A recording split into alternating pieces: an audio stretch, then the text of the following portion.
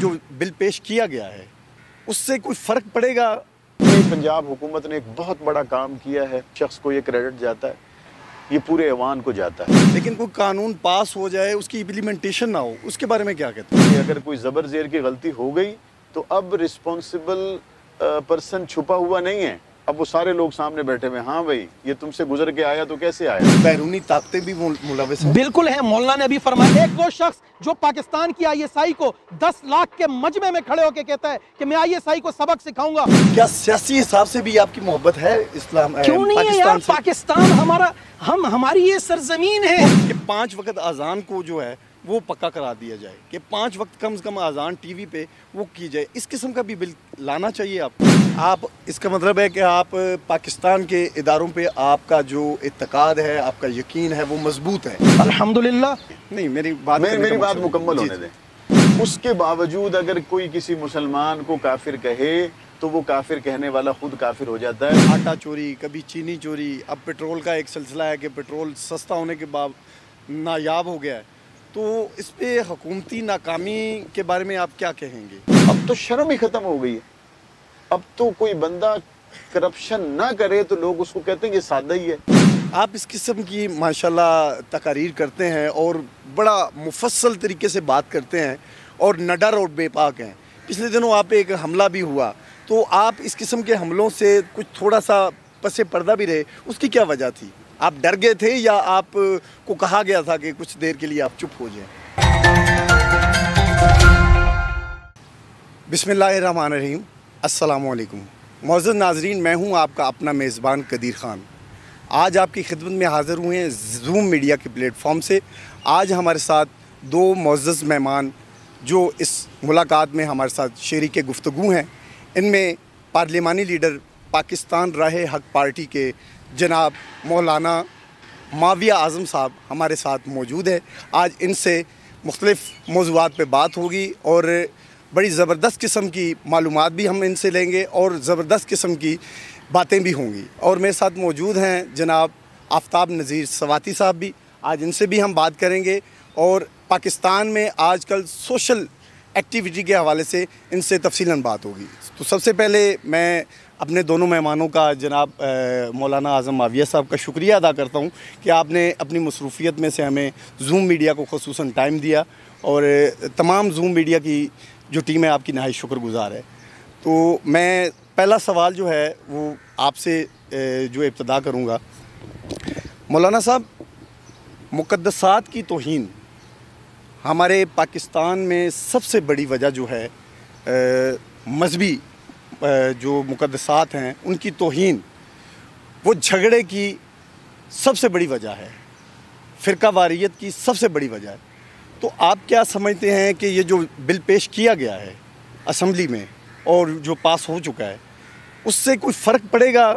इस मजहबी जो है आपस में हम आंगी नहीं हो पा रही मुख्तलिफ़ फ़िरका जात की, तो इसमें कोई फ़र्क पड़ेगा? बिस्मिल्लाहिर्रहमानिर्रहीम।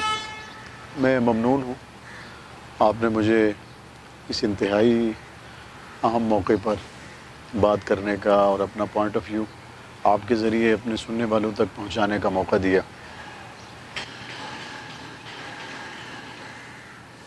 मुसलमानों के नज़दीक कुछ चीज़ें ऐसी हैं जिनमें सवाल ही पैदा नहीं होता कि दुनिया में रहने वाला कोई भी मुसलमान उन पहलुओं पर कंप्रोमाइज़ करे या कोई अपने आप को मुसलमान कहलाने की जिसारत करे उन अहम तरीन चीज़ों में से किसी एक को कम करके। अगर हम उसको इब्तदा से देखें तो वो यही है कि अल्लाह, रसूल, कुरान, सहाबा, अहले बैत, ये ऐसी मुत्तफ़क़ात हैं जिस पे किसी भी मुसलमान को एक राई दाना बराबर को शक शुबा नहीं हो सकता। और हर मुसलमान इस बात को मानता है कि जो शख्स अल्लाह और आखिरी पैगंबर और कुरान मजीद, सहाबा इकराम, अहले बैत उज़्ज़ाम, इनमें से किसी एक का इनकार करे या इनमें से किसी एक की शान को, अज़मत को कम देखे, कम सोचे, तो हर मुसलमान दुनिया में इस बात को जानता है कि उस शख्स का مسلمانوں سے تو تعلق نہیں ہے، کسی اور کے ساتھ تعلق ہو تو ہو۔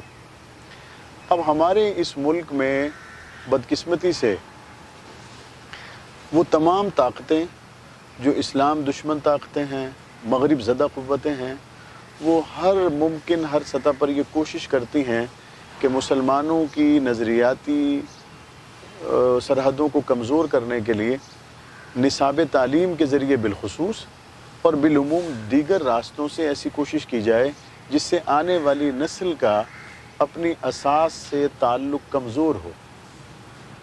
آنے والی نسل کا اساس سے تعلق کمزور کرنے میں سب سے پہلے جس چیز پہ حملہ کیا جائے گا وہ آپ کا عقیدہ توحید ہے۔ بڑی صاف سی بات ہے، عقیدہ ختم نبوت ہے، صحابہ اکرام اہل بیت عظام ہیں، حضور علیہ السلام پر نازل ہونے والی کتاب قرآن ہے۔ اور پھر بدقسمتی یہ رہی کہ جب ہمیں مختلف جگہوں پر سکولز کے نصاب میں اس طرح کی تبدیلی کسی نہ کسی جگہ سے دیکھنے میں آتی، دل کڑتا، آنکھ روتی، لیکن وہ شخص کا پتہ نہیں چلتا تھا کہ کس نے کیا ہے۔ پچھلی کئی حکومتوں میں اگر آپ دیکھ لیں تو ایک نعرہ مذہب پسند لوگوں کی طرف سے مسلسل لگایا جاتا رہا ہے، اسلام پسند لوگوں کی طرف سے، کہ یار یہ کون لوگ ہیں، یہ کون کر رہا ہے، یہ پچھلی کتاب میں ختم نبوت کا پیرا تھا، اس میں ختم کر دیا گیا، پچھلی کتاب میں یہ واقعات تھے، اس میں نکال دیے گئے۔ آپ نے آج تک نہیں سنا ہوگا کہ پتہ چلے کہ بھائی یہ بندہ ہم پکڑ کے سامنے لے آئے ہیں جس بندے نے یہ ناپاک جسارت کی ہے، آج تک نہیں ہوا۔ اب وہ چھپے ہوئے ہاتھ کون ہیں، کیا ہیں، اس کے سامنے بند باندھنے کی ایک ضرورت تھی۔ پنجاب حکومت نے اس میں پہل کی اور اس میں اللہ تعالیٰ بہت جزائے خیر دے۔ میں نے پنجاب اسمبلی کی تقریر میں بھی کہا، میری دعا ہے زمین پر ریت کے جتنے ذرے ہیں اس تعداد سے بھی زیادہ اللہ تعالیٰ پنجاب اسمبلی کے اس ایوان کو اور بالخصوص پرویز الہی صاحب کو جزائے خیر دے، جنہوں نے اس کے راستے میں ایک بند باندھا کہ اس وقت تک سرکاری اور غیر سرکاری اداروں میں دینیات کے مضامین آپ نہیں پڑھا سکتے جب تک علماء کرام کی نظر سے گزر کر وہ سرٹیفائیڈ آپ کی درسگاہوں میں نہ پہنچیں۔ تو یہ پنجاب حکومت نے ایک بہت بڑا کام کیا ہے۔ اس میں میں نہیں کہتا کہ کسی ایک شخص کا یہ کوشش ہے یا ایک شخص کو یہ کریڈٹ جاتا ہے، یہ پورے ایوان کو جاتا ہے۔ لیکن معذرت کے ساتھ میں آپ سے ایک بات کرنا چاہوں گا کہ اس قسم کے بل تو پہلے بھی منظور ہو چکے ہیں، مختلف قسم کی ہماری کونسلز بن چکی ہیں، لیکن کوئی قانون پاس ہو جائے اس کی امپلیمنٹیشن نہ ہو، اس کے بارے میں کیا کہتے ہیں؟ اس سے پہلے بھی بہت سے قانون بنے ہیں، بہت سی مقدسات کے بارے میں بہت سے سٹیپس لیے گئے ہیں، لیکن ان لاز پہ امپلیمنٹیشن نہیں ہوتا۔ آپ کیا سمجھتے ہیں یہ امپلیمنٹ ہو سکے گا؟ دیکھیں، اس طرح کا قانون اس سے پہلے پاکستان کے کسی بھی صوبے میں یا وفاق میں اس سے پہلے پاس ہوا ہی نہیں۔ یہ پہلا موقع ہے کہ پنجاب حکومت نے پنجاب ٹیکسٹ بک بورڈ سے ان کے سارے اختیارات گویا لے کر، دینیات کی بات ہو رہی ہے، وہ لے کر انہوں نے علماء اکرام کے سپرد کر دیے۔ اب میں یہ جو شروع میں پہلے آپ کے سوال کے جواب میں بات کر رہا تھا کہ وہ بات ہوتی تھی کہ یار یہ تبدیل ہو گئی، یہ کیا ہوا، وہ چھپا ہوا ہاتھ کون ہے، اب علماء کرام فلٹر کر کے اس کو آگے بھیجیں گے۔ اب اگر کوئی اونچ نیچ ہوتی ہے تو میں نے اسمبلی میں بھی کہا کہ اب متحدہ علماء بورڈ یا کوئی بھی علماء کا بورڈ جس کو ابھی اس پہ بھی ہم بات کر رہے ہیں، جو اس پہ نظر رکھے گا، اس کو دیکھے گا، تو اب ان لوگوں کو بھی اندازہ ہوگا کہ اگر کوئی زبر زیر کی غلطی ہو گئی تو اب رسپانسبل پرسن چھپا ہوا نہیں ہے، اب وہ سارے لوگ سامنے بیٹھے ہوئے، ہاں بھائی یہ تم سے گزر کے آیا تو کیسے آیا۔ یہ ایک، اور میں سمجھتا ہوں اس میں بریلوی علماء بھی ہیں، اہل حدیث علماء بھی ہیں، اس میں دیگر مسالک کے علماء بھی ہیں، لیکن ناموس رسالت پر، صحابہ پر، اہل بیت پر کمزور مسلمان ہو، چاہے جائے کہ عالم کی بات کر رہا ہوں، کیسے ممکن ہے کہ وہ اپنی نظر سے ایک ایسا پیرا گزار دے جس میں ختم نبوت کا انکار ہو؟ اور میں کہتا ہوں اگر ہو جائے تو پاکستان جیسی غیور عشق رسول رکھنے والی اس عوام سے میں کہتا ہوں وہ بندہ پھر بچ کے دکھائے جو اس کو نکلنے دیتا ہے۔ اچھا مجھے بتائیں، کیا یہ بل ایک خاص مسلک مذہب کے لیے ہے یا تمام مسلک اور تمام مذاہب کے مقدسات کے لیے بل پیش کیا گیا، یا صرف اہل سنت والجماعت کے لیے؟ میں نے پہلے عرض کیا کہ جو ہے توحید، رسالت، قرآن، صحابہ، اہل بیت، یہ وہ گلدستہ ہے جو ہر مسلمان کے دل و جان میں ہے، اور اس میں ایک پھول بھی کم ہو تو مسلمان ہی نہیں رہتا۔ ماشاءاللہ۔ اور یہ جو ہم نے ایک علماء اکرام کو ذمہ داری دی ہے اور ایک بل ہم لائے اور اس کو الحمدللہ ہم نے اتفاق رائے سے پاس کر لیا، تو یہ کسی اس پر نہیں ہے یہ میں سمجھتا ہوں کہ مسلمانوں کے ایمان کو اور آنے والی نسلوں کے ایمان کو محفوظ تر بنانے کے لیے پنجاب اسمبلی کی طرف سے ایک بہت بڑا سٹیپ لیا گیا ہے. اس کو اب ہم مسالک کی تقسیم میں لے جائیں یا اس کو اس میں لے جائیں تو یہ شاید مناسب نہیں. اچھا سر، میں آپ سے جس طرح ماشاءاللہ یہ بھی آپ نے بل پیش کیا ہے، اور میں ایک اور سوال اس میں انٹرپٹ کرنا چاہوں گا اسی سبجیکٹ میں. کیا آنے والے وقتوں میں کچھ ایسا بل بھی آپ پیش کر سکتے ہیں کہ اکثر اوقات میں ایسا ہوتا ہے کہ تمام ٹی وی چینلز پہ نماز اور اذان کے وقت پہ بہت سی میوزک پروگرام لگے ہوتے ہیں، بہت سے چینلز پہ ادھر اذان ہو رہی ہوتی ہے، ادھر میوزک کے پروگرامز لگے ہوتے ہیں. تو آپ اس قسم کا کیوں سٹیپ نہیں لے رہے کہ 5 وقت اذان کو جو ہے وہ پکا کرا دیا جائے، کہ 5 وقت کم از کم اذان ٹی وی پہ وہ کی جائے؟ اس قسم کا بھی بل لانا چاہیے آپ. میں ہی وہ ممبر ہوں جی جس نے پچھلے سال پنجاب اسمبلی میں رمضان مبارک کے شروع ہونے سے پہلے جی یہ قرارداد لائی کہ رمضان ٹرانسمیشن سے خدا کے لیے سارا سال ناچ گانا کرنے والوں کو دور رکھیں. صحیح. میں ہی وہ بندہ ہوں جس نے یہ قرارداد لائی کہ آپ رمضان ٹرانسمیشن میں علماء کرام کو موقع دیں. انہوں نے کہا جی اس طرح تو اداکاروں کی روزی روٹی بند ہو جائے گی. میں نے کہا دیکھیں پیسے کمانے کا 100 ذریعہ ہوتا ہے، لیکن پہلی تو بات ہے کہ دین کے نام پہ پیسے نہ کمائیں. کیا ہوا؟ دوسری بات یہ ہے کہ اداکاروں کو رمضان میں دین سیکھنا چاہیے، دین سکھانا نہیں چاہیے.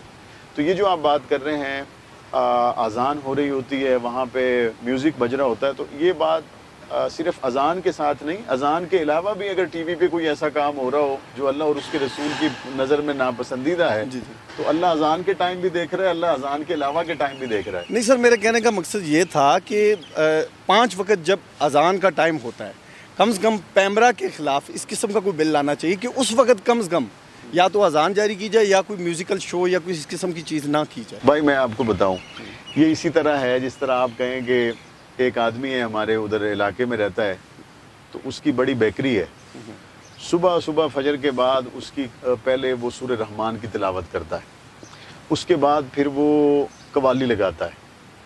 اس دوران میں لوگ بریڈ شریڈ لے جاتے ہیں، انڈا ناشتہ لے جاتے ہیں اس سے. جب 8:30 بج جاتے ہیں نا، اس کے بعد پھر وہ انڈیا اور پاکستان کے جو مشہور گلوکار ہیں ان کے گانے چلا دیتا ہے اور سارا دن پھر جو ہے نا وہ اپنی اسی طرح اس میں گزارتا ہے. ہم تو یہ کہتے ہیں کہ ایک مسلمان کی زندگی صبح سے لے کے شام تک اور اس کی صبح سے شام تک جو مصروفیات ہیں وہ اللہ اور اس کے رسول کی رضا کے مطابق ہونی چاہیے. 5 اذانیں ٹی وی پہ ہونی چاہیے، میں اس کے حق میں ہوں، لیکن ٹی وی میں 5 اذانیں دے کے ہم اس کو اسلام کا سرٹیفکیٹ دے دیں اور ان 5 اذانوں کے بعد پیمرا کہے جناب میں نے بھی اپنا ذمہ پورا کر دیا ہے، اور 5 اذانوں کے ٹائم پہ سننے والے کہیں ہمارا ٹی وی مسلمان ہو گیا ہے، پہلے تو کافر تھا اب مسلمان ہو گیا.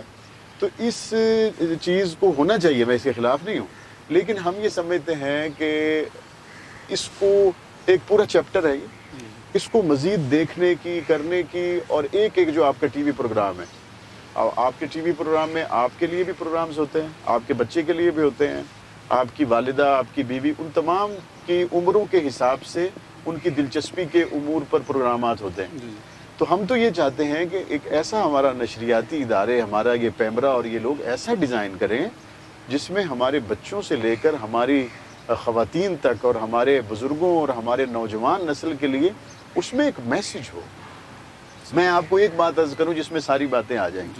دیکھیں دنیا میں مسلمان کس لیے آتا ہے اور دنیا میں کافر کس لیے آتا ہے؟ ماشاءاللہ. دنیا میں مسلمان اس لیے آتا ہے کہ وہ دنیا کی زندگی کو گزار کر قیامت کے دن اپنے نبی کے سامنے سرخرو ہو جائے.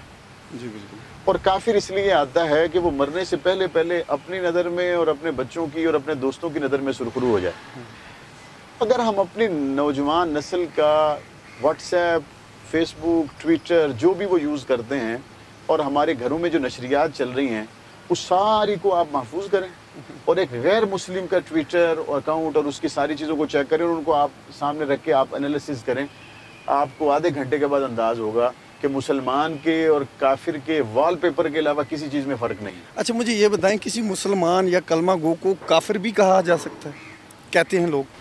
میں عرض کرتا ہوں دنیا میں جتنے بھی اس وقت مسلمان ہیں، جی کلمہ گو، میں عرض کر رہا ہوں، میں بڑی واضح بات، دنیا میں اس وقت جتنے بھی مسلمان ہیں، جی کسی ایک مسلمان کے پاس بھی اپنے اس مسلمان ہونے کا سرٹیفکیٹ نہیں ہے. نہیں میری بات مکمل ہونے دیں.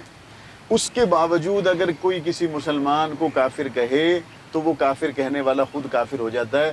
میں اس سے بہت بڑی بات کرنے والا ہوں۔ 1400 سال پہلے ایک شخص ایسا تھا جس کے پاس اپنے مسلمان ہونے کا سرٹیفکیٹ تھا اور اس کا نام ابو بکر صدیق تھا۔ آج جس بندے کے پاس سرٹیفکیٹ نہیں ہے، اگر آپ اس کو کافر کہیں تو خود کافر ہو جاتے ہیں۔ جس بندے کے پاس اپنے ایمان کا سرٹیفکیٹ تھا تو جو بندہ اس کو کافر کہے وہ کبھی بھی مسلمان نہیں رہتا۔ ماشاءاللہ، یہ بات پکی ہے۔ تو ہم کہتے ہیں کہ اسلام میں جو میں نے شروع میں بات کی، توحید، رسالت، قرآن، صحابہ، اہل بیت، یہ مسلمان کے ایمان کا نور ہیں، جوہر ہیں۔ اس میں ایک بھی کم پڑ گیا نا تو اس وقت پھر آپ کو کوئی اسلام سے نہیں نکالتا، اس وقت آپ خود اسلام کے باہر چھلانگ مار دیتے ہیں۔ ایک بندہ مجھے کہہ رہا ہے جی میں جنگ سے فیصل آباد آ گیا اور بعد میں مجھے کہتا ہے کہ آپ نے مجھے نکال دیا۔ بھئی گئے آپ خود ہیں، آپ مجھے کہہ رہے ہیں نکال دیا۔ ایک آدمی صحابہ کا، اہل بیت کا، حضور کی ختم نبوت کا انکار کر کے خود اسلام سے نکل جاتا ہے۔ یعنی کلمہ گو ہونے کے باوجود ان چیزوں میں سے کسی ایک پہ بھی وہ پورا نہیں اترتا تو وہ خود بخود اسلام سے باہر ہو جاتا۔ سر یونیفارم ہمیشہ پوری ہوتی ہے۔ صحیح ہے۔ آپ جائیں جا کے ملیں آئی جی صاحب سے، ڈی آئی جی صاحب سے، اس کے کندھے پہ ستارے پورے لگے ہونے چاہیے، اس کی یونیفارم پوری ہونی چاہیے۔ وہ یہ نہیں کہہ سکتا کہ آج میں نے جناب بڑی گرمی لگ رہی سی تے میں تھلو جناب وہ کاٹن دی سلوار پا لئیے تے تو شرٹ پا لئیے۔ نہیں، یونیفارم پوری ہوتی ہے۔ مسلمان کی یونیفارم ہے، یہ پوری ہے، اس کے اندر کوئی بندہ کمی بیشی نہیں کر سکتا۔ اچھا، مقدسات کی بے حرمتی کے خلاف اکسانے والے لوگ کس ذہن کی عکاسی کر رہے ہیں؟ اصل میں یہ لوگ وہ ہیں شروع دن سے ہی۔ عبداللہ ابن ابی وہ شخص تھا جس نے سب سے پہلے مقدسات پر لوگوں کو برانگیختہ کرنے کی کوشش کی، اور اس نے یہ کہا کہ ابو بکر نے غصب کیا ہے، عمر نے غصب کیا ہے اور عثمان غاصب ہیں۔ اس کی آپ ہسٹری نکالیں، آپ کو پتہ چلے گا کہ اس کام کی آج جو لوگ کام کو جاری رکھے ہوئے ہیں، اس وقت سے لے کے آج تک ان لوگوں کا دین سے، اسلام سے، قرآن سے کوئی لینا دینا نہیں ہے۔ یہ ہمیشہ دشمن کے ایجنڈے پہ کام کرتے ہیں اور مسلمانوں کو آپس میں لڑانے کے لیے۔ ابھی میں چند دن پہلے ہمارے ایک ذمہ دار ہیں، سیکیورٹی ادارے میں کام کرتے ہیں، انہوں نے مجھے نا پوری وہ پروفائل دکھائی ایک آدمی کی، دوسرے کی، تیسرے کی۔ انہوں نے کہا جناب یہ بندے انڈیا میں بیٹھے ہوئے ہیں، دوسرے ملکوں میں بیٹھے ہوئے ہیں، اور یہ اس طرح کی چیزیں پاکستان میں سوشل میڈیا کے ذریعے پھیلا رہے ہیں تاکہ یہاں پہ انتشار ہو، اور ان لوگوں کا پاکستان سے، اسلام سے کوئی لینا دینا نہیں۔ میں حیران ہوا، لیکن مجھے پھر اس بات کا یقین ہو گیا کہ مقدس شخصیات پر، پاکستان پر، ان چیزوں پر جتنے بھی لوگ بات کرنے والے ہیں، نہ وہ پاکستان کے ہیں نہ وہ اسلام کے ہیں، وہ کتابوں میں بات کریں یا وہ سوشل میڈیا پہ بات کریں، ان کا نہ ملک سے کوئی لینا دینا نہ مذہب سے کوئی لینا دینا۔ یہ بات پکی۔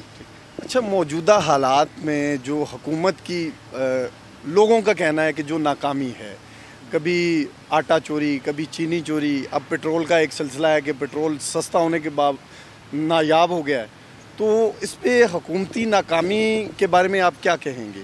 کیونکہ اصل میں جو فیسیلیٹیٹ کرنا چاہیے حکومت کو، عام عوام کو، لیکن وہ فیسیلیٹیٹ کرنے کے ساتھ ایک کرب میں مبتلا ہو جاتے ہیں۔ ہماری عام عوام جو ہے ان کو فیسیلیٹیٹ کا نعرہ دکھا کے، ان کو لولی پاپ دے کے، تو ان کو وہ فیسیلیٹیٹ ہونے کے بجائے وہ بیچارے کرب میں مبتلا ہو جاتے ہیں۔ جس طرح پیٹرول نہیں مل رہا، چینی نہیں مل رہی، آٹا نہیں مل رہا، بحران شروع ہو جاتا ہے اگر کچھ چیز سستی ہو جائے، تو اسے حکومتی ناکامی سمجھیں گے ہم؟ میرے نبی نے فرمایا تھا کہ اس عورت نے چوری کی ہے، اس کا ہاتھ کٹے گا۔ قبیلے کے لوگوں نے آگے کہا جی مہربانی کریں، بڑا داغ لگ جائے گا۔ میرے نبی نے فرمایا میری بیٹی فاطمہ بھی چوری کرے گی نا تو ہاتھ اس کا بھی کٹے گا۔ جب تک ہاتھ نہیں کٹے گا نا، حکومت کسی کی بھی ہو، اس وقت تک آپ کا نہ آٹا بحران ختم ہوگا، نہ آپ کا چینی بحران ختم ہوگا۔ اب ہمارے یہ تو چھوٹی چھوٹی باتیں ہیں، سب سے بڑی اگر کسی کی ہے نا احترام ہے تو وہ جان کا ہے۔ کیا آپ کے معاشرے میں روزانہ یہ باتیں نہیں ہوتی کہ میں تینوں مار دینا تے مربع زمین دا لا کے تے باہر ہی آ جاؤں گا نا؟ یہ بات لوگ اس وقت کرتے ہیں جب ان کو پتا ہوتا ہے کہ میں مربع زمین دا لا کے باہر آ جانا ہے، قتل کرن تو بعد اتنے پھائے کوئی نہیں جے لگدا۔ اگر ایک بندے کو یقین ہے کہ قتل کرنے کے بعد بھی میں مروں گا نہیں، قصاص میں پھانسی نہیں لگوں گا، چینی آٹا تو بہت چھوٹی بات ہے۔ یعنی آپ کا مربع کہنے زمین دا ویچ کے بندہ اگر قتل کیتا ہویا باہر آ جاندا ہے جی جی تے آٹا چینی بوران والے بندے نے مثال دے طور تے 20 ارب چھاپیا 2 ارب لا کے بندے آسے پاسے ہو جاندے ہیں. یہ تو پھر وہی بات جو عمران خان صاحب کرتے ہیں کہ غریب اور امیر کے لیے قانون ایک سا ہونا چاہیے. آپ کا کہنے کا مقصد ہے کہ قانون ایک سا ہونا چاہیے غریب کے لیے بھی اور امیر کے لیے بھی. میں آپ کو بتاؤں کہ میں ایسے لوگوں کو جانتا ہوں. جی ایک تو ہوتا ہے نا کالم نگار نے لکھ دیا. میں جانتا ہوں, ذاتی طور پہ جانتا ہوں, معمولی کیسوں میں وہ بندے اندر پڑے ہوئے ہیں اور ان کو کئی مہینے کئی سال گزر گئے. اور جس دوسری کلاس کی میں بات کر رہا ہوں نا, ان کو آپ بھی جانتے ہیں, میں بھی جانتا ہوں, سواتی صاحب بھی جانتے ہیں کہ ان کے اوپر پہاڑ جتنے کیس ہیں اور وہ بندے 3 دن سے زیادہ اندر نہیں رہتے, باہر آ جاتے ہیں. اور اگر وہ اندر رہ بھی جائیں تو جو معمولی کیس میں باہر آتا ہے نا تو وہ منہ چھپاتا پھرتا ہے, لوگ مجھے یار کیا کہیں گے. اور یہ لوگ باہر آتے ہیں نا تو لوگ ان کے اوپر منو من پھولوں کی پتیاں بھی پھینکتے ہیں اور یہ وکٹری کے نشان بھی بناتے ہیں اور لوگوں کو بتاتے ہیں کہ ہم جناب وہ سومناتھ کا مندر گرا کے آ گئے. یہ ان لوگوں کا میں بچپن میں دیکھتا تھا, جو بندہ کرپشن کرتا تھا نا اس میں شرم ہوتی تھی پکڑے جانے میں. اب تو شرم ہی ختم ہو گئی ہے. اب تو کوئی بندہ کرپشن نہ کرے تو لوگ اس کو کہتے ہیں یہ سادہ ہی ہے, اس نے بنایا ہی کچھ نہیں. جو کرپشن کر رہا ہے کہتے ہیں بڑا تیز آدمی ہے, بڑا جینیس ہے, انہیں بہت کچھ بنا لیا. یہ ساری چیزیں اس وقت ہوتی ہیں جب میں سمجھتا ہوں کہ لا قانونیت ہوتی ہے, جب مارا ماری فیشن بن جاتا ہے. لیکن بات ادھر ہی کھڑی ہے. میرے نبی نے فرمایا تھا میری بیٹی بھی چوری کرے گی ہاتھ اس کا کٹے گا. آپ کاٹیں ہاتھ, 5-7 بندوں کو چھڑا دیں. یہ کرپشن ورپشن ساری چیزیں عمران خان نے کہا تھا 90 دن میں ختم کروں گا. میں کہتا ہوں 9 دن میں ختم ہو سکتی. صحیح. آپ بلا تفریق ایک دفعہ پھٹا کھینچ دیں. لیکن یہ حکومت میں آنے سے پہلے لوگوں کے اسی طرح کے خیالات ہوتے ہیں جس طرح آپ فرما رہے ہیں, کیونکہ عمران خان صاحب کی پریویس جو تقریریں ہیں وہ اٹھائیں تو وہ اسی طرح کی ہے. لیکن آنے کے بعد پتہ چلتا ہے کہ کس کا کیا ویٹ ہے, کتنا وزن ہے اور کس کو کس طریقے سے ختم کیا جا سکتا ہے. ایک آدمی تھا تو اس نے بادشاہ کو کہا کہ بادشاہ سلامت ملک کے حالات بہت خراب ہیں. اس نے کہا یار مجھے تو پتہ چلا تھا ٹھیک ہے. انہوں نے کہا جی اے بندہ بھوکا مر گیا. انہوں نے ان کو امداد کی, پیسے شیسے دیے اور اس نے اپنے درباریوں کو ہٹا کے اس کو کہا تم آ جاؤ, یہ بندے مجھے رپورٹ صحیح نہیں دیتے. وہ بندہ آ گیا. چند دن کے بعد بادشاہ نے پوچھا کیا حالات ہیں. اس نے کہا جی بندے بڑے غریب ہیں, بڑے پریشان ہیں. بادشاہ نے پھر امداد بھجوائی. 6 مہینے جب اس کو گزر گئے نا تو انہوں نے کہا جی کیا حالات ہیں. انہوں نے کہا جی ملک بہت اچھا چل رہا ہے, کوئی پریشانی نہیں, بہت اچھا ماحول جا رہا ہے. بادشاہ سال کے بعد باہر نکلا تو پھر اس جیسا ایک بندہ ملا. اس نے کہا جی لوگ تو بھوکے مرے ہوئے ہیں. اس نے اس بندے کو کہا یار تو مجھے کہہ رہا تھا کہ حالات ٹھیک ہو گئے ہیں, باہر تو حالات وہی ہیں, میں آج پھر نکلا ہوں تو بندے نے مجھے شکایت کی. انہوں نے کہا جی میرے اپنے حالات ٹھیک ہو گئے تھے, میں کہ شاید پورے ملک دے ہی ٹھیک ہو گئے. اچھا اسی طرح اپنے حالات ٹھیک جب ہو جاتے ہیں نا تو اس وقت, اور اپنے حالات میں آپ کو بتاؤں, اپنے حالات حکومت کی طرف سے ملنے والی سیلری اور مراعات میں کبھی بھی ٹھیک نہیں ہوتے. میرے والد صاحب 3 مرتبہ MNA بنے, 4 مرتبہ MPA بنے ہیں, میں سٹنگ MPA ہوں. میرے والد صاحب نے جس گھر میں یہ سارا دور گزارا وہ 3 مرلے کا گھر ہے. میں آج اسی 3 مرلے کے گھر سے نکل کے آیا ہوں. میں آپ کو کیٹیگوریکلی کہہ رہا ہوں, میرے والد صاحب کی 3 مرتبہ MNA کی تنخواہ سے, میری MPA کی تنخواہ سے, ہماری پوری کوشش کے باوجود ہمارا وہ گھر 3 مرلے سے 4تھا مرلہ شامل نہیں ہو سکا. مجھے نہیں آج تک سمجھ آتی کہ جن لوگوں کے محلات بن جاتے ہیں وہ کون سی تنخواہیں ہیں جو ان کو ملتی ہیں اور آج تک ہمیں نہیں ملی. جب تک آپ اپنے, میں نے کل ایک حدیث پاک پڑھی, اللہ کے رسول سے پوچھا گیا دل نرم کیسے ہوتا ہے اور دل سخت کیوں ہو جاتا ہے. پیارے حبیب نے فرمایا حلال کھانے سے دل نرم ہوتا ہے, حرام کھانے سے دل سخت ہو جاتا ہے. جب تک آپ اپنے لوگوں میں حلال کھا کے رہتے ہیں اس وقت تک آپ کا اور لوگوں کا دکھ درد ایک ہوتا ہے. جب آپ جمپ کر جاتے ہیں نا, لوگ پھر یہاں ہوتے ہیں, آپ یہاں ٹریول کر رہے ہوتے ہیں تو جہاز کا موسم تو ٹھیک ہی ہوتا ہے, درمیان میں کتنی اندھیریاں چل رہی ہیں وہاں والے کو تو پتہ نہیں ہوتا. اچھا اسی طرح جمپ کے حوالے سے کہ ہر نیا بندہ یہی کہتا ہے کہ میں پاکستان کے لیے زیادہ مخلص ہوں, میں زیادہ کام کروں گا, میں زیادہ ایماندار ہوں. اب موجودہ حکومت جو ہے یہ نون لیگ سے لے کے مشرف کے دور سے لے کے اب تک کیا تبدیلی کا نعرہ لگانے والے ناکام نہیں ہو گئے کہ اب جو چہرے نظر آ رہے ہیں یہ بھی مشرف کی کابینہ کا ہی وہ हिस्सा थे जो आज हमारी इस गवर्नमेंट का हिस्सा है, तो आप समझते हैं कि कोई तब्दीली हो सकी है नई हुकूमत की? नई हुकूमत के बारे में लोगों का एक जहन था और वो जहन उनके कहने से ही बना था कि हमने 20-25 साल मेहनत की है और हमारे पास हर शोबा को चलाने के लिए माहिर बासलाहियत लोग मौजूद हैं। लेकिन जब वो हुकूमत बरसर इख्तदार आई तो उनके अपने तैयार करदा लोग उनके पास नहीं थे। सुबह सरहद होता था उस वक्त, अब KP हो गया, उसमें सूद फ्री बजट सिराजुल हक साहब लेके आए थे और हमने पंजाब असम्बली में सूद फ्री बजट का पहली मरतबा पंजाब की तारीख में हमने मुतालबा किया है और हम सूद फ्री बजट पंजाब में किस तरह से लाया जा सकता है उस पे जो मुतलका हुकाम हैं उनसे हम राब्ते में हैं, बातचीत कर रहे हैं। हम ये समझते हैं कि जब तक कोई जमात अपने एजेंडा और अपने विज़न के मुताबिक अपने लोगों को तैयार करके ना लाए, उस वक्त तक इस माहौल में शायद वो कोई हकीकी तब्दीली नहीं ला सकती। अब अगर आप ये कहें कि एक आदमी के बेहतर होने से सारी चीज़ें बेहतर हो जाएंगी तो ये भी मुमकिन नहीं है।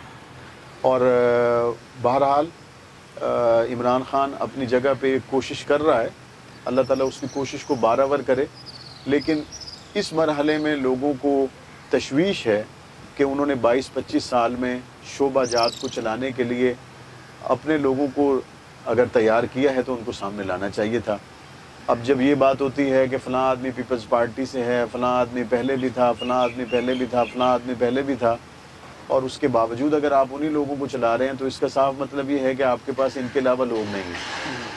तो मेरा तो बड़ा मुखलिसाना मशवरा है, अब भी वो साड़ी पंजाबी कहते हैं डुल्ले बेरे का कुछ नहीं गया, अब भी इन्होंने इससे पहले सुबह KP में जमात इस्लामी के लोगों को अपने साथ चलाया और जमात इस्लामी ने इनके साथ 5 साल अच्छे गुजारे। अब भी मेरा ख्याल है कि जमात इस्लामी के साथ इनकी एक अच्छा अंडरस्टैंडिंग लेवल रहा है, रियासत मदीना का नाम है और जमात इस्लामी के पास लोग हैं। अगर ये उनसे मामलात चलाने में ताउन लें, चूँकि नारा रियासत मदीना का है, तो उसमें मेरा ख्याल है कि इनको किसी भी अना से या किसी दूसरी चीज़ से मजबूर हुए बग़ैर उन लोगों को करीब कर लेना चाहिए।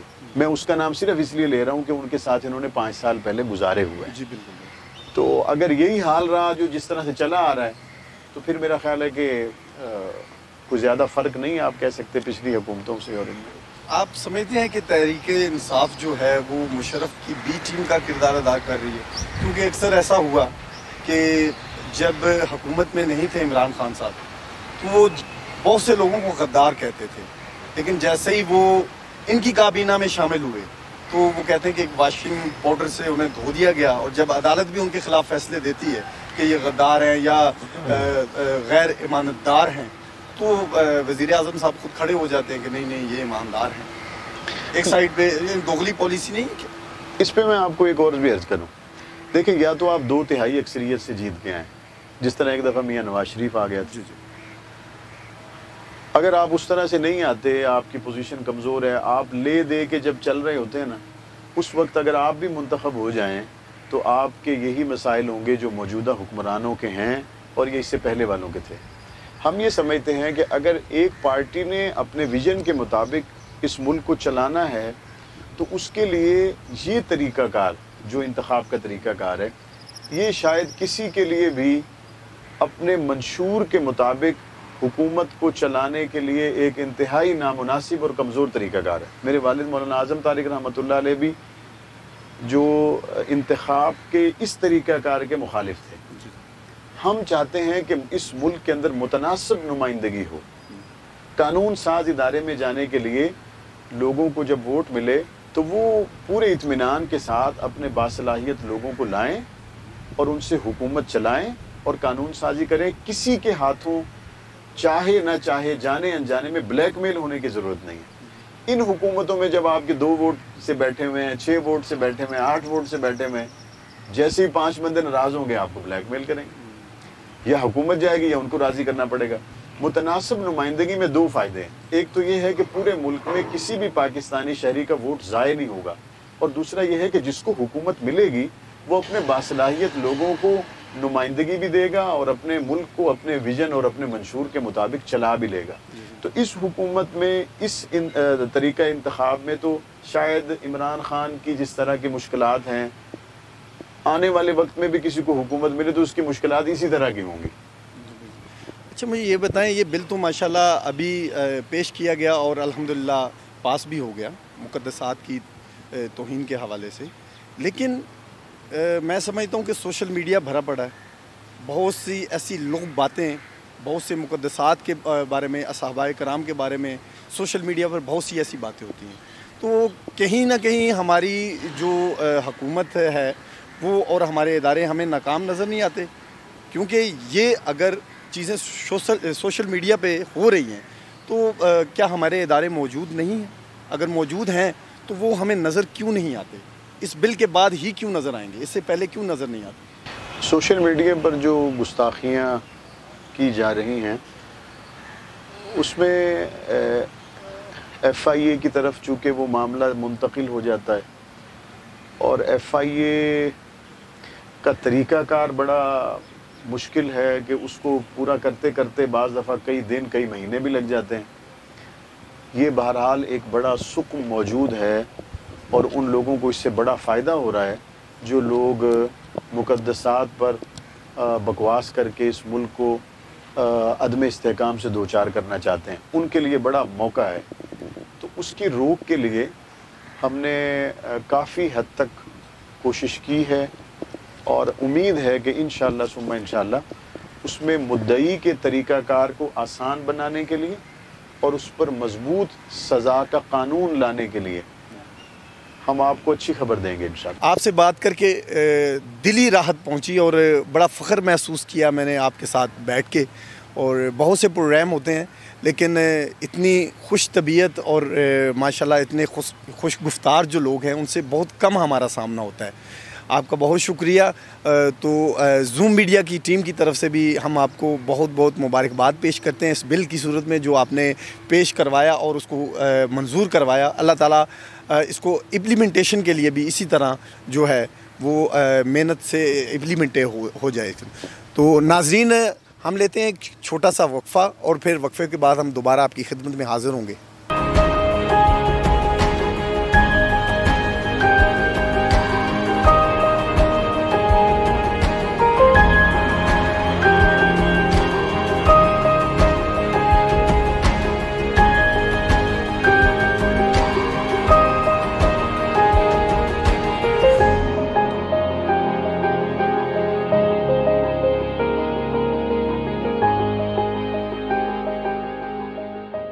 ویلکم بیک ناظرین. آج ہمارے ساتھ جیسے کہ آپ کو پتہ ہے کہ ہمارے بڑے دو معزز مہمان مولانا ماوی اعظم صاحب اور آفتاب نذیر سواتی صاحب موجود ہیں. تو خوبصورت باتیں ہوئیں جناب ماوی اعظم صاحب سے. اب چلتے ہیں ہم آفتاب نذیر سواتی صاحب کے ساتھ جو کہ سوشل میڈیا ایکٹیوسٹ ہیں. ان سے بات کرتے ہیں کہ بلاگرز اور صحافیوں کا کیا کردار ہے آج کل سوشل میڈیا پہ. ان سے بات کرتے ہیں اور ان کی مشکلات اور ان کی طرف سے کیے جانے والے اقدامات کے بارے میں ان سے بات کرتے ہیں. جی آفتاب بھائی کیسے ہیں آپ؟ ٹھیک ٹھاک ہیں؟ قدیر بھائی جیسا مولانا نے فرمایا، ایک تو یہ بل کی شکل میں آ گیا ہے سوشل میڈیا پہ یا مختلف ایسی سائٹس کہ جو سوشل نیٹ ورکنگ سائٹس ہیں ان کے اوپر صحابہ کرام یا مقدسات، کسی کے بھی مقدسات کی کسی بھی حوالے سے توہین ہوتی ہے. ایک تو اس پہ یہ بل آ گیا ہے. دوسرا بلاگرز کو یا صحافیوں کو کیا مشکلات ہیں آپ کے سامنے ہے. ہمارے بلال شہید کی پہلی برسی ہونے جا رہی ہے 16 جون کو. آج تک ان کے نہ قاتلوں کا پتہ ہے اور نہ پتہ چلے گا. نمبر 2، آپ کی ایک امریکی بلاگر آتی ہے سنتھیا ریچی آپ کے سامنے ہے کہ وہ کس قسم کے ایلیگیشنز لگاتی ہے، ہمارے سینیٹرز پہ لگا رہی ہے، ہمارے وزراء پہ لگا رہی ہے، ہمارے وزیر اعظم پہ لگا کے جا رہی ہے. اس کو نہ آپ ای سی ایل میں ڈال رہے ہیں، نہ آپ اس سے پوچھ رہے ہیں کہ اس نے حساس اداروں تک ایکسس کیسے کیا. وہ کبھی کوسٹ گارڈ کے ساتھ گھوم رہی ہے، کبھی کلیم امام صاحب کے ساتھ کھڑی ہوئی ہے، کبھی وہ جناب ہمارے آرمی کے جوانوں کے ساتھ کھڑی ہے، کبھی ہمارے ایف سی والوں کے ساتھ کھڑی ہے. تو اس قدر حساس مقامات تک، اس قدر حساس مناصب پر موجود لوگوں تک اس کی رسائی. اور پھر وہ 2008 9 10 آپ دیکھیں پاکستان کن حالات سے گزر رہا تھا. اس کے بعد آپ کا ایبٹ آباد واقعہ ہوتا ہے. ایک وہ بلاگر ہے کہ اس تمام تر कसूर के बावजूद ना सिर्फ उसे फैसिलिटेट किया जा रहा है बल्कि प्रोटोकॉल दिया जा रहा है। और एक वो ब्लॉगर है कि जो सहाबा, अहले बैत उज़्ज़ाम और नबी करीम सल्लल्लाहु अलैहि वसल्लम की नामूस के तहफ़्फ़ुज़ की और नामूस रिसालत की खातिर बात करता है, उसे कत्ल किया जाता है, उसके कातिल भी नहीं पकड़े जाते और उसके भाइयों को, उसकी फैमिली को इतना हरासा किया जाता है कि उस बारे में बात करने पे भी तैयार नहीं है। आप क्या समझते हैं कि इसमें कुछ आपको लगता है कुछ बैरूनी ताकतें भी मुलविस हैं? बिल्कुल है। मौलाना ने अभी फरमाया, आपने सुना कि एक सिक्योरिटी इदारे के बंदे ने बैठ के ने दिखा। आप ये बताएं कि एक शख्स जो पाकिस्तान का आर्मी चीफ नहीं है, वो चीफ ऑफ आर्मी स्टाफ है पाकिस्तान दुश्मन मुल्क का, आज कराची में उसके बड़े बड़े बैनर्स लगे हुए हैं, बड़े बड़े जनाब आप उसके बुत खड़े करके और उसको पूज रहे हैं। एक वो शख्स जो पाकिस्तान की ISI को 10 लाख के मजमे में खड़े होकर कहता है कि मैं ISI को सबक सिखाऊंगा और उसको अमेरिका कत्ल करता है इराक में, और आप उसके पोस्टर लगा रहे हैं पाकिस्तान में।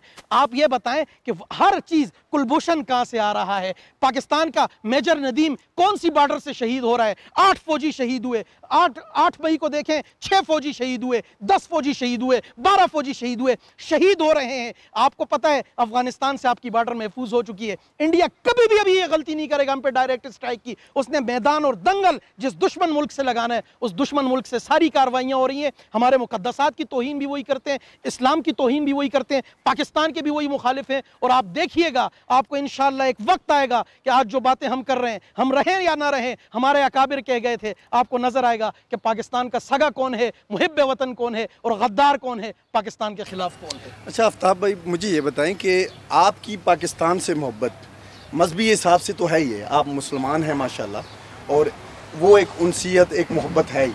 क्या सियासी हिसाब से भी आपकी मोहब्बत है इस्लाम क्यों नहीं है यार? से? पाकिस्तान हमारा, हमारी ये सरजमीन है। तो फिर यही बात अगर इंडिया करता है, इंडिया भी हमले करता है, इंडिया भी हमारे जो फौजी हैं वो शहीद करता है, इंडिया भी बहुत कुछ करता है, आप ये बातें इंडिया के हवाले से क्यों नहीं बोलते? हम करते हैं, हम हिंदुस्तान के खिलाफ मैं लड़ा हूं। क्या बात कर रहे हैं आप? मैं सिर्फ आज इस MP हॉस्टल में नहीं बैठा, मैं करगिल लड़ के आया हूं। मेरे जिस्म में गोलियां हैं, मैंने पाकिस्तान के दिफा के लिए गोलियां खाई हैं। हम, मेरे बेटे APS में पढ़ते हैं। आप क्या बात कर रहे हैं? मेरा नाना फौजी, मेरा दादा फौजी, आप किस तरह की बात कर रहे हैं? हम पाकिस्तान के लिए लड़ते रहे, लड़ते रहेंगे। मैं खुद करगिल के महाज पे लड़ा, मैं खुद वादी के अंदर गया हूं और इंशाल्लाह जाऊंगा। कोई मुझे इस बात से रोकता है, टोकता रहे, इंशाल्लाह पाकिस्तान के दिफा के लिए पहले भी खड़े थे, आज भी खड़े हैं। और अगर पाकिस्तान को अंदर से कोई काटेगा, उसको भी इंशाल्लाह हम काटेंगे और बताएंगे अपने इदारों के साथ खड़े हो।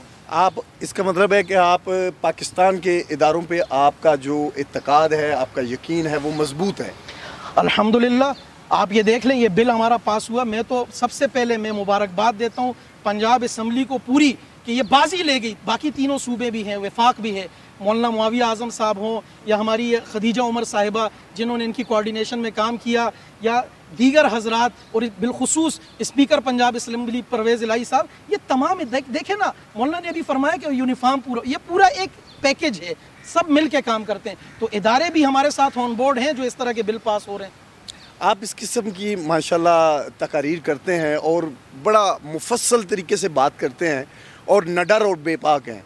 पिछले दिनों आप एक हमला भी हुआ, तो आप इस किस्म के हमलों से कुछ थोड़ा सा पसे पर्दा भी रहे, उसकी क्या वजह थी? आप डर गए थे या आप को कहा गया था कि कुछ देर के लिए आप चुप हो जाएं? अल्हम्दुलिल्लाह जी, जिस दिन निकले थे जी, और मौलाना तशरीफ़ फरमाए, इनके वालिद साहब हमारे घर आए थे, तो हमारी तरबियत में अल्हम्दुलिल्लाह डर खौफ नहीं है। और अल्हम्दुलिल्लाह ये जो रौब है ना, रौब जो अल्लाह ने डाल दिए इनके कुफर के दिलों में हमारा, या इस्लाम या पाकिस्तान दुश्मनों के दिलों में हमारा, ये एक हमारी शरई इस्तिलाह है।